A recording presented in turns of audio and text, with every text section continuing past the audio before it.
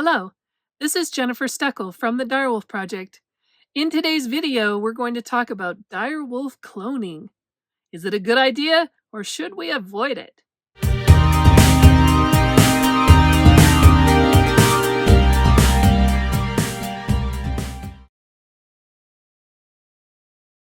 Should scientists clone extinct predators to balance overpopulated ecosystems is a debate that blends genetic science, conservation ethics, and ecological risk assessment. With advances in cloning, CRISPR gene editing, and de-extinction technology, scientists are closer than ever to bringing back species that once roamed Earth. Supporters argue that cloning extinct predators could help restore ecosystems suffering from overpopulation and imbalance due to lost apex predators. Many ecosystems today are struggling because human activity has wiped out key predators, allowing prey populations to grow unchecked.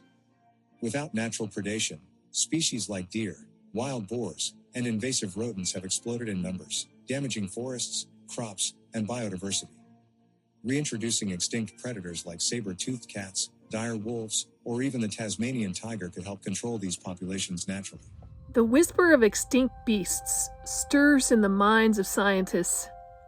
Their shadows stretching across modern landscapes where they no longer belong.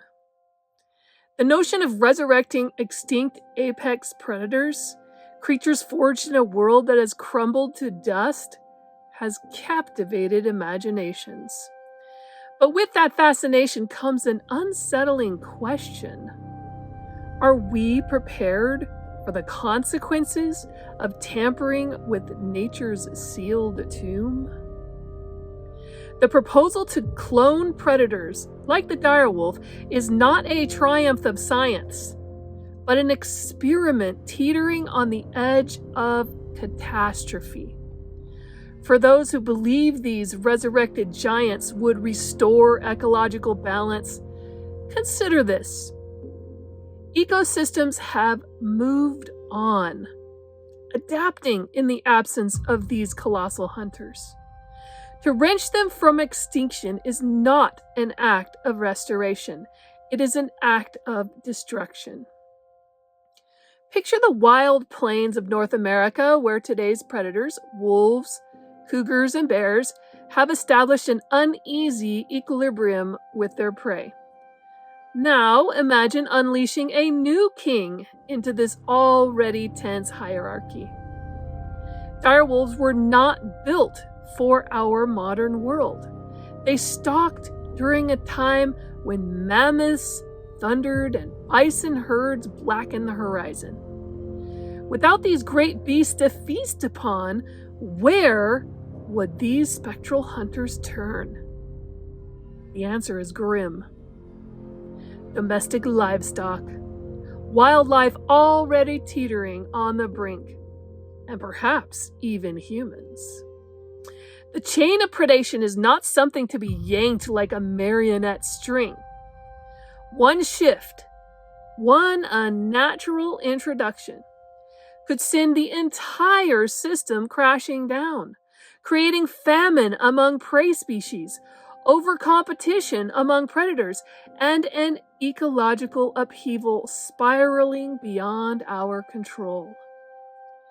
It is a mistake to believe that a cloned direwolf will play by the rules of modern ecosystem. It has no elders to teach it the dance of the hunt, no memory of a land now transformed by human hands. What will a starving apex predator do when it finds itself in a world not built for its survival? Desperation breeds recklessness. Wolves of today already face conflict with ranchers over cattle depredation. Now imagine a larger beast, driven not by centuries of adaptation, but genetic mimicry and hunger. If history has taught us anything, it is that life finds ways to defy expectations. Consider the cloned Pyrenean ibex, whose brief, tragic existence ended in death by genetic defect. Cloning is not a perfected science. It is a crude facsimile of nature's intricate designs. Even if a direwolf were successfully revived, what horrors might lurk in its biology? Will it suffer from abnormalities? Will its instincts clash with its new world, driving it to madness?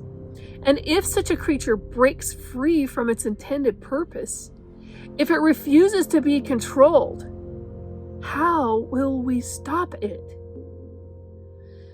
There is a profound arrogance in believing that we can play God with the past. To reanimate a species is not merely to bring back a creature. It is to summon forth a ghost, one that has no place in the present. The pain of unnatural birth, the suffering of a body that does not belong, the ultimate realization that it is a relic among strangers. What life is that for a cloned direwolf? Would we not be cursing these creatures to an existence of confusion and torment? For every dollar funneled into the resurrection of extinct beasts, real conservation efforts with tangible benefits go ignored. Habitat destruction, our rapidly changing world, and vanishing of modern species demand our attention now. Yet we toy with fantasy, pouring resources into a spectacle rather than solutions. Imagine what could be done for the endangered red wolves, or the shrinking forests of the Amazon, if we were not obsessed with rewriting the past. Science is a powerful force, but without caution, it becomes reckless abandon. The idea of cloning direwolves may seem like a marvel, a thrilling tale of nature reborn, but the truth is far darker. When we call forth the forgotten, we risk unleashing something we cannot understand, something that does not belong, something that may one day remind us why it was lost to time in the first place. Let the direwolves rest. Let the past be the past. And let us turn our gaze to the living world before we make ghosts of it too.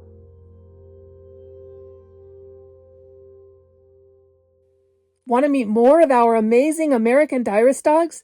This video right here highlights their amazing personalities. Don't miss it.